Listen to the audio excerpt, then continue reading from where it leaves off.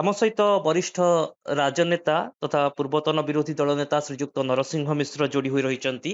Sir, ମୁଁ ଆପଣଙ୍କ ଠାରୁ ଅତି ନିର୍ଦ୍ଦିଷ୍ଟ ଭାବରେ ଜାଣିବା ପାଇଁ ଚାହିଁବି ଯେ ବର୍ତ୍ତମାନ ରାଜ୍ୟସଭାକୁ ନେଇ ଯେଉଁ ଘୋଡା ବେପାରର ଆଶଙ୍କା କରାଯାଉଛି, ଏଭଳି କିଛି ଆଶଙ୍କା ଆପଣ ଦେଖୁଛନ୍ତି କି?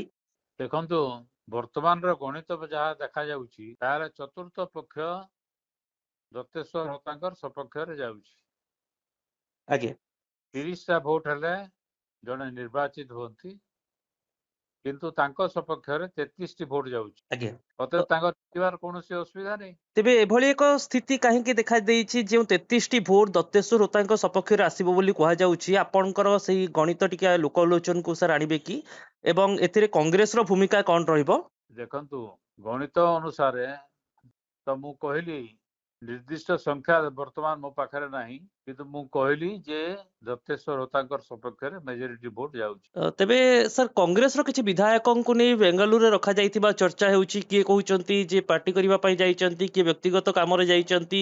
ଅପରପକ୍ଷରେ ଅନ୍ୟ 4 ବିଧାୟକ ଭୁବନେଶ୍ୱର ଅଛନ୍ତି, ବିଧାନସଭା ଆଟେଣ୍ଡ କରୁଛନ୍ତି।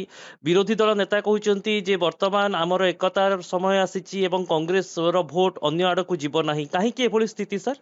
ଯଦି ଆମର ଭୋଟ ସଂଖ୍ୟା କମି ଯାଉଛି, ହୁଁ ଗଣିତ ଯୋଉ ଭୋଟ ସଂଖ୍ୟାରେ ଆମକୁ କହୁଛି ସେ ଥ୍ରୁ ଯଦି କମି ଯାଉଛି, ହୁଁ ଲୋକଙ୍କ ମନରେ ସନ୍ଦେହ ହବାଟା ସ୍ୱାଭାବିକ। ହୁଁ କିନ୍ତୁ ଆମେ କହୁଛୁ ଯୋଉ ସଂଖ୍ୟା ଅଛି ସେଇ ସଂଖ୍ୟା ରହିବ।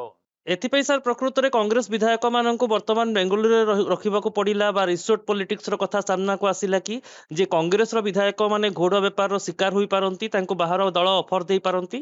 ଦେଖନ୍ତୁ, ସମସ୍ତଙ୍କୁ ଏକଜୁଟ କରି ରଖିବା ପାଇଁ ହୁଁ ଏହାର ଇତିହାସ ଅଛି ଯେ ସମସ୍ତଙ୍କୁ ଗୋଟେ ଗୋଟେ ଜାଗାରେ ରଖାଯାଏ। ହୁଁ ହୁଁ ଏହାର ମାନେ ନୁହେଁ ସନ୍ଦେହ କରିବା, ଏହାର ଅର୍ଥ ହଉଛି ଏକତ୍ରିତ ଭାବରେ ଭୋଟ ଦେବା। କିନ୍ତୁ ଗୋଟେ ଆଶଙ୍କା ଥିଲେ ସିନା ଜଣକୁ ଏକତ୍ରିତ କରି ରଖିବାର ଆବଶ୍ୟକତା ପଡେ, ତାଙ୍କୁ ରାଜ୍ୟ ବାହାରକୁ ନେବାର ଆବଶ୍ୟକତା ପଡେ। ବର୍ତ୍ତମାନ ବିଜେଡି ଆଉ କଂଗ୍ରେସ ଯେତେବେଳେ ମିଳିତ ଭାବରେ ପ୍ରାର୍ଥୀ ଦେଉଛନ୍ତି ବା କମନ କ୍ୟାଣ୍ଡିଡେଟକୁ ସମର୍ଥନ କରୁଛନ୍ତି, ସଂଖ୍ୟା ଟିକେ ହ୍ରାସ ପାଇବାର ଆଶଙ୍କା ଅଛି କି, ଗୋଟେ ଭୟ ଅଛି କି କଂଗ୍ରେସର? ମୁଁ ତ କିଛି ଭୟ ଥିବା ଜାଣିନି ହୁଁ କିମ୍ବା ଆଶଙ୍କା ବି ଆମର ନାହିଁ। କେବଳ ଗୋଟେ ଜାଗାରେ ରହିଲେ ଯେ ସେଥିରୁ ଆଶଙ୍କା ହବ, ଏହାର କିଛି ମାନେ ନାହିଁ। ହୁଁ କାହିଁକି ନା ଯେତେବେଳେ 2011 ମସିହାରେ ଘୋଡା ବେପାର ଆସିଥିଲା, ସେତେବେଳେ କଂଗ୍ରେସ ଦଳର ନେତାଙ୍କ ଉପରେ ବଡ ପ୍ରଶ୍ନ ଉଠୁଥିଲା। କଂଗ୍ରେସ ବିଧାୟକ ମାନଙ୍କୁ ଚର୍ଚ୍ଚା ଘେରକୁ ଆଣିଥିଲା ଯେ ସେମାନେ କ୍ରସ୍ ଭୋଟିଂ କରିଛନ୍ତି। ବର୍ତ୍ତମାନ ସେଭଳି କୌଣସି ଇତିହାସର ପୁନରାବୃତ୍ତି ହୋଇପାରେ କି? ଦେଖନ୍ତୁ, 11 ସାଲରେ ତ ବିଧାନସଭାରେ ମୁଁ ନଥିଲି, ହୁଁ ଅତଏବ ସେ ବିଷୟ ମୁଁ କହିପାରିବି ନାହିଁ। ହୁଁ କିନ୍ତୁ ବର୍ତ୍ତମାନ ଅବସ୍ଥାରେ ଘୋଡା ବେପାର ହେବାର କୌଣସି ସମ୍ଭାବନା ନାହିଁ। ତେବେ ଯେତେବେଳେ ଦେଖନ୍ତୁ 5 ଜଣ ପ୍ରାର୍ଥୀ ଅଛନ୍ତି, 4ଟି ସିଟ୍ ଅଛି ଏବଂ ସବୁ ଦଳ ପାଖରେ ଇଣ୍ଡିଭିଜୁଆଲି କାହା ପାଖରେ ମଧ୍ୟ ଚତୁର୍ଥ ଆସନ ପାଇଁ ସଂଖ୍ୟା ଗରିଷ୍ଠତା ନାହିଁ, କିନ୍ତୁ ଚତୁର୍ଥ ଆସନ ସବୁ ଦଳ ଦାବି କରୁଛନ୍ତି ଯେ ଆମେ ଏହି ଆସନକୁ ଅକ୍ତିଆର କରିବୁ। ତେବେ କେମିତି ଏ ଦାବି କରୁଛନ୍ତି, କେଉଁ ଭିତ୍ତିଭୂମି ଉପରେ ଦାବି କରାଯାଉଛି? ସମସ୍ତଙ୍କ ପାଖରେ ନାହିଁ ବୋଲି କିଏ କହିଲା? ମୁଁ ତ କହିଲି 30ଟା ଲେଖାଁ ଭୋଟ ଦରକାର। ହୁଁ ଚତୁର୍ଥ କ୍ୟାଣ୍ଡିଡେଟ ପାଇଁ 33ଟା ଭୋଟ ଅଛି। ତେବେ ସେଥିରେ ଯଦି ଆମେ ଦେଖିବା 30-30 ଭୋଟ ପ୍ରଥମ ପସନ୍ଦ ପାଇଁ ଯେତେବେଳେ ବିଜେଡି ର ବିଧାୟକ ମାନେ ବିଜେଡି ପ୍ରାର୍ଥୀଙ୍କୁ ଦଉଛନ୍ତି, ବିଜେଡି ପାଖରେ ଆଉ ପାଖାପାଖି 17-18ଟି ଏମିତି ସଂଖ୍ୟା ରହିବ।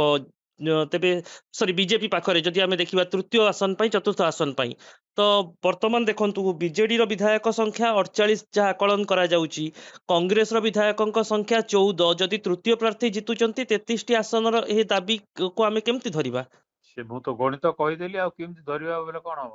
ଅର୍ଥାତ ଯଦି ଆମେ ବିଜେଡିର ଭୋଟକୁ ଦେଖିବା, ତେବେ 30 ଜଣ ପ୍ରାର୍ଥୀ ପ୍ରଥମ ପର୍ଯ୍ୟାୟରେ ଭୋଟ ଦେଇଦେବେ ଏବଂ ତା ବାଦରେ କଂଗ୍ରେସର ସମର୍ଥନ ରହିବ। ଏବଂ ଏହି ଗଣିତ ବା ଯାହା ଆକଳନ ଆପଣ କରୁଛନ୍ତି, ତାକୁ ଇଣ୍ଟାକ୍ଟ ରଖିବା ପାଇଁ ବର୍ତ୍ତମାନ ଏହି 2-3 ଦିନ ବା 48 ଘଣ୍ଟା ବେଶ ଗୁରୁତ୍ୱପୂର୍ଣ୍ଣ କି? ନିଶ୍ଚିତ ଭାବରେ ସ୍ୱାଭାବିକ ଏଇଟା।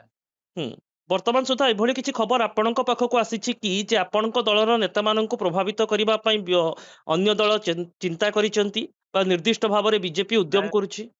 ସେମିତି ଖବର ମୋ ପାଖକୁ ପହଞ୍ଚି ନାହିଁ, କିନ୍ତୁ କୌଣସି ଆଶଙ୍କା ମଧ୍ୟ ନାହିଁ। ଅର୍ଥାତ ଆପଣ ଚତୁର୍ଥ ଆସନ ପାଇଁ ସମ୍ପୂର୍ଣ୍ଣ ଭାବରେ ବର୍ତ୍ତମାନ ସେତିକି କନଫିଡେନ୍ସ ରଖୁଛନ୍ତି ଯେ ଦତ୍ତେଶ୍ୱର ହୋତା ହିଁ ଜିତିବେ? ନିଶ୍ଚୟ, ମୋର ତ କନଫିଡେନ୍ସ ଅଛି। ଓକେ। ଯଦି ଏବଂ ହୁଁ ଯୋଉମାନଙ୍କୁ ସନ୍ଦେହ କରିକିରି ଲୋକେ କହୁଥିଲେ, ହୁଁ ସମସ୍ତଙ୍କୁ ମୁଁ ଟେଲିଫୋନରେ କଥା ହେଇଛି ହୁଁ ଏବଂ ସମସ୍ତେ ମତେ ଦେଇଛନ୍ତି ମତାମତ ଯେ ନିଶ୍ଚିତ ଭାବରେ ଆମେ କଂଗ୍ରେସ ପ୍ରାର୍ଥୀକୁ ଭୋଟ ଦେବୁ। ଆପଣ ସମସ୍ତଙ୍କ ସହିତ ଫୋନରେ କଥା ହୋଇଛନ୍ତି? ଯୋଉମାନଙ୍କ ବାବଦରେ ସନ୍ଦେହ ଅଛି।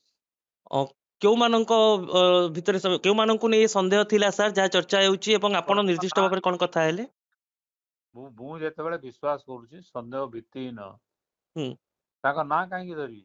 ହୁଁ ହୁଁ କିନ୍ତୁ ଲୋକଙ୍କର ଗୋଟେ ଧାରଣା ରହୁଛି, ଲୋକଙ୍କ ଭିତରେ ଗୋଟେ ଧାରଣା ସୃଷ୍ଟି ହଉଛି ଯେ କିଛି ନେତା କ୍ରସ୍ ଭୋଟିଂ କରିପାରନ୍ତି, ଯେଉଁଥିପାଇଁ ଏ ସନ୍ଦେହ କି? ଆଜ୍ଞା, ଲୋକଙ୍କ ଭିତରେ କୋଉ ଧାରଣା ଥିବ କଣ ନଥିବ ସେଟା ତ କିଏ ମୁହଁ କରି କହିଲେ ତ ହବ। ହୁଁ କିଏ ସାର୍ କହୁଛନ୍ତି, ଆମ ବିରୋଧୀ ମାନେ ବି କିଏ କହୁଛନ୍ତି କି କୋଉ କୋଉ ନିର୍ଦ୍ଦିଷ୍ଟ ଲୋକ ଉପରେ ସନ୍ଦେହ ହଉଛି ବୋଲିକି? ଓକେ, ଶେଷ ପ୍ରଶ୍ନ ସାର୍, ଯେ ଆପଣ ଯେଉଁ କଥା ହୋଇଛନ୍ତି ଫୋନରେ ବିଭିନ୍ନ ବିଧାୟକ ମାନଙ୍କ ସହିତ, ସେମାନେ ଆପଣଙ୍କୁ କଣ ଆସିଓର କରିଛନ୍ତି? ଆମେ ନିଶ୍ଚିତ ଭାବରେ ଦଳୀୟ ପ୍ରାର୍ଥୀକୁ ଭୋଟ ଦେବୁ, ଗଠବନ୍ଧନ ପ୍ରାର୍ଥୀକୁ ଭୋଟ ଦେବୁ, ଏଥିରେ କୌଣସି ସନ୍ଦେହ ନାହିଁ।